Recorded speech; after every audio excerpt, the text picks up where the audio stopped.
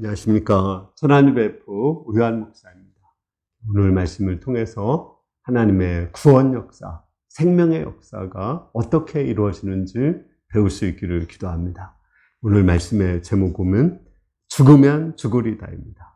말씀은 에스더 4장이고 5절은 16절입니다.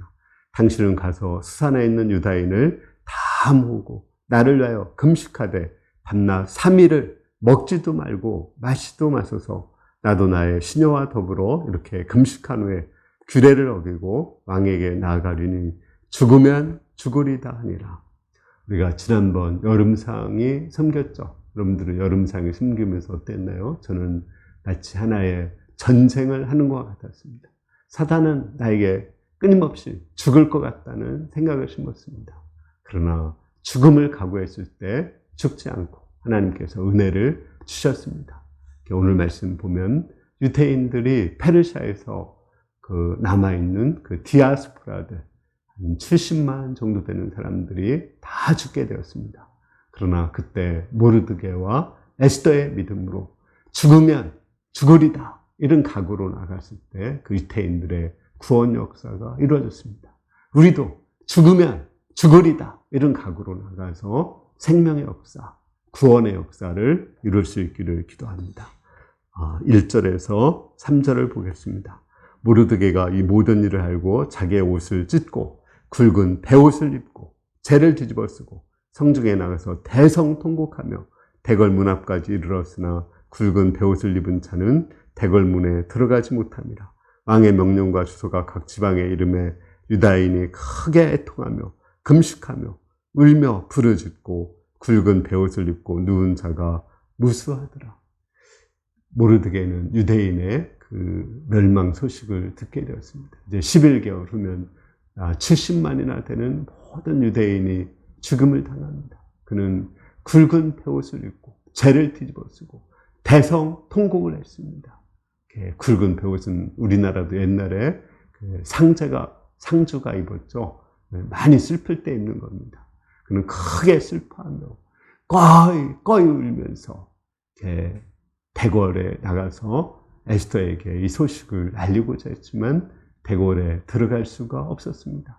또 이 저소가 내리자 많은 유대인들이 모르드게와 같이 굵은 베옷을 입고 크게 울며 슬퍼하고 재를 뒤집어 쓰고 울었습니다.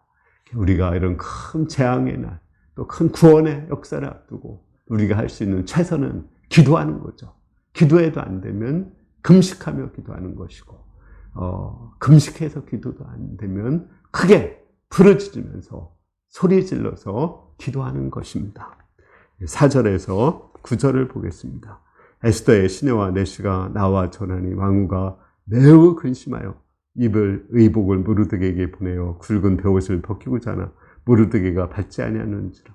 에스더가 왕의 오명으로 자기에게 가까이 있는 내시 하닥을 불러 명령하여 모르드게에 가서 이것이 무슨 일이며 무엇 때문인가 알아보라고 하며 하닥이 대궐문 성중 광장에 있는 모르드게에게 이르니 모르드게가 자기가 당한 모든 일과 하만이 유다인을 멸하려고 왕의 금고에 비치하기로 한 은혜 정확한 액수를 하닥에게 말하고 또 유다인을 진멸하라고 수산궁에서 내린 조서 초본을 하닥에게 주어 에스더에게 보여 알게 하고 또 그에게 부탁하여 왕에게 나가서 그 앞에서 자기 민족을 위하여 간절히 구하라 하니 하닥에 돌아와 모르드게의 말을 에스더에게 알리네.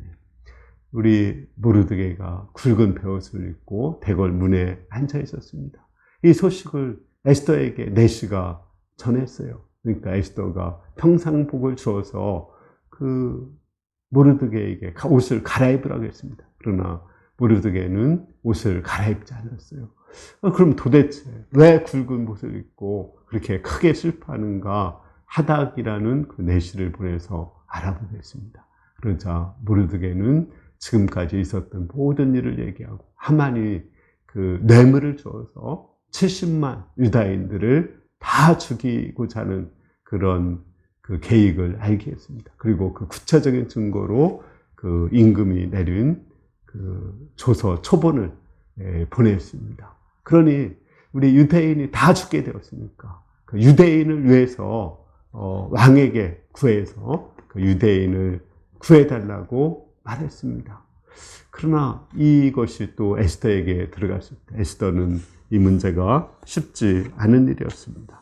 10절부터 14절까지입니다.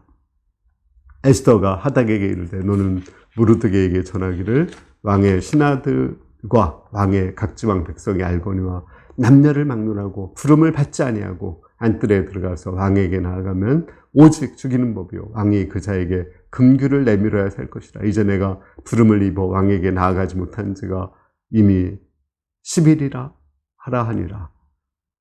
이미 30일이라 하라 하니라. 그가 에스더의 말을 모르드게에게 전하며 모르드가 그를 시켜 에스더에게 회답하되 너는 왕궁에 있으니 모든 유다인 중에서 홀로 목숨을 건지리라 생각하지 말라. 이때 내가 만일 잠잠하여 말이 없으면 유다인은 다른 데로 말미암아 노임과 구원을 얻으려니와 너와 내 아버지 집은 멸망하리라. 내가 왕위의 자리를 얻은 것이 이때를 위함이 아닌지 누가 아느냐? 라고 말하겠습니다. 여기 보면 이제 그 에스더는 왕에게 구할 수 없는 이유를 얘기합니다. 왕이 불러야만 나갈 수가 있어요. 부르지 않고 나가면 왕이 죽일 수 있겠습니다. 왜냐하면 왕을 암살하려고 하는 사람들이 많았기 때문에 심지어 왕후까지도 왕에게 자유롭게 나갈 수가 없었습니다. 다만 왕에게 나갔을 때 왕이 부르지 않고 나갔을 때는 금호를 내밀어야 살 수가 있었습니다. 그런데 그 당시 에스더는 30일 동안, 한 달 동안이나 왕이 부르지 않아서 나가지 못했습니다. 그러니까 왕과의 관계가 그렇게 좋은 관계가 아닌데 그냥 나갔다가 죽을 수밖에 없다. 내가 나갈 수 없다고 그렇게 말을 했습니다. 그러자 모르드게는 이 말을 듣고 아주 강하게 믿음을 심었습니다. 유태인들은 네가 구원을 하지 않아도 반드시 구원받을 것이다. 다른 사람을 통해서 구원받을 것이다. 그러니까 유대인은 언약 백성이기 때문에 반드시 구원을 받을 것이라고 말했습니다. 하나님의 구원의 섭리를 알게 했습니다. 그리고 또 하나, 네가 만약에 이때 왕에게 구하지 않으면 너와 너의 집은 망할 거라고 했습니다. 하나님이 너를 왕으로 세운 것은 지금 유대인들을 구원하고자 하는 기막힌 섭리 가운데 너를 왕으로 세웠는데 네가 하나님의 뜻에 순종해서 유대인을 구원을 하지 않는다면 너와 너 집은 망할 것이라고 했습니다. 하나님의 구원 역사에 내가 쓰임 받아야 되는데 구원 역사에 쓰임 받지 않으면 망하게 된다는 것입니다. 네가 왕후의 위를 얻은 것은 지금 유태인의 구원을 위해서 하나님이 왕후가 되게 했다고, 그 왕후가 된 것에 하나님의 기막힌 섭리가 있다는 것을 알게 했습니다. 그 유태인의 구원의 섭리, 또 에스더가 왕후가 된 하나님의 섭리를 믿고 너가 죽음을 각오하고 하나님께 나가서 그 유대인을 위해서 구원 역사를 섬기라고 말을 했습니다. 우리가 하나님의 구원 역사를 섬기려면 이렇게 정말 죽음을 각오해야 됩니다. 하나님은 반드시 구원 역사를 이루십니다. 하나님의 이 구원 역사는 하나님이 친히 이루시는 거예요. 또 하나님은 땅의 모든 족속이 구원받기를 원하고 하나님이 스스로 구원 역사를 이루어 가십니다. 그러나 그때 믿고 순종하는 사람을 통해서 하나님은 구원 역사를 이루어 가십니다. 그때 순종하지 않으면 그와 그 집은 망하게 된다고 말씀하고 있습니다. 이러한 에스더는 이러한 모르드게의 권면을 듣고 어떻게 말했습니까? 15절을 보겠습니다. 에스더가 모르드게에게 회답하여 이르되 당신은 가서 수산에 있는 유다인을 다 모으고 나를 위하여 금식하되 밤낮 3일을 먹지도 말고 마시도 마시소. 나도 나의 시녀와 더불어 이렇게 금식한 후에 규례를 어기고 왕에게 나아가리니 죽으면 죽으리다 아니라 모르드게 가서 에스더에게 명령한 대로 행하니라. 에스더는 이 말을 듣고 하나님의 구원의 섭리를 영접했습니다. 또 자기가 그 왕후가 된 것은 지금을 위해서 왕후가 되었다는 것도 영접을 했습니다. 다만 죽음을 각오하고 나가서 유대인을 위해서 왕에게 구하겠다고 말을 했습니다. 다만 내가 죽음을 각오하고 나갈 테니까 나를 위해서 3일 동안 물도 마시지 말고 아무것도 먹지 말고 금식 기도해달라. 그 당시에 그 수산궁에 한 남자 성인만 1000명 정도가 있었다고 그래요. 그 사람들을 모으고 기도해달라고 부탁했습니다. 나도 나의 시녀들을 모으고 금식하며 기도하며 나가겠다고 말을 했습니다. 죽으면 죽으리다 이런 각오를 가지고 나갔을 때 에스더는 그 유태인을 구원하였고 또 자기도 구원받고 구원 역사에 크게 쓰임받고 하나님의 영광을 크게 나타낼 수가 있었습니다. 죽으면 죽으리다 이러한 믿음을 가지고 나가는 우리 한국의 대표적인 에스더가 안일수 교사입니다. 이 안일수 교사가 죽으면 죽으리다라는 책을 썼죠. 이분은 그 일제시대 때 음악 선생님이었습니다. 그러나 그 모든 선생들이 다 신사참배라는데 홀로 꿋꿋이 서서 신사참배를 거절했습니다. 죽음을 각오하고 거절하고 이제 일제에게 쫓기는 몸이 되게 되었습니다. 그 후에 그 쫓기는 몸으로 일본 국회의사당에 가서 일본이 신사참배를 강요하면 우상숭배를 강요하면 일본은 유황불에 의해서 망할 것이다 하는 그 메시지를 그 국회의사당에서 전했습니다. 죽음을 각오하고 일사각오로 심판의 메시지를 전했습니다. 그때 체포되어서 그는 사형 선고를 받았습니다. 서양 집행을 기다리고 있다가 8.15 그 사형 집행이 일어나기 전에 8월 15일 날 우리나라가 광복이 되어서 살아나게 되었습니다. 죽으면 죽으리다는 그 각오를 했을 때 죽지 않고 하나님은 놀라운 그 구원 역사를 이루어 주셨습니다. 우리 지난주 그 여름상의 때 이생수 성사님 소감 들었죠? 2,500만 원 전세금을 가지고 선교지에 가서 다 써서 이제 굶어 죽게 되어서 돌아오려고 했습니다. 근데 남편 항호 선교사가 나는 죽으러 왔다. 죽음을 각오하고 선교지에 남고자 했습니다. 그때 많은 사람들의 후원을 통해서 남고 생명 역사를 이뤘고 두 자녀도 아들은 미국에서 딸은 한국에서 간호학을 공부하고 아들은 학사장교로 딸은 간호사로 취업을 하는 놀라운 구원 역사를 이루어 주셨습니다. 이것을 간증했습니다. 또 우리 원지영 자매도 그런 간증을 했죠. 그분은 그 수양에 참석하려고 하지만 휴가를 받을 수 없는 직장에 있었습니다. 그런데 수양에 참석하기 위해서 그 생명의 역사를 위해서 직장을 옮기려고 그 직장을 그만뒀습니다. 그리고 다른 직장을 하나님께 구했을 때 하나님은 그 서울대 병원에 직장을 구하게 하시고 더 많은 연봉을 주시고 또 그 구원 역사에 사용하고 있다는 것을 간증했습니다. 이렇게 죽으면 죽으리다 이런 각오를 가지고 하면 결코 죽지 않습니다. 우리가 여름상이 하고자 했을 때 사단은 죽을 것 같은 생각을 많이 심었습니다. 우리 가운데 코로나 확진자가 또 계속 증가되어서 대면 수양회하는 많은 위험성이 있었죠.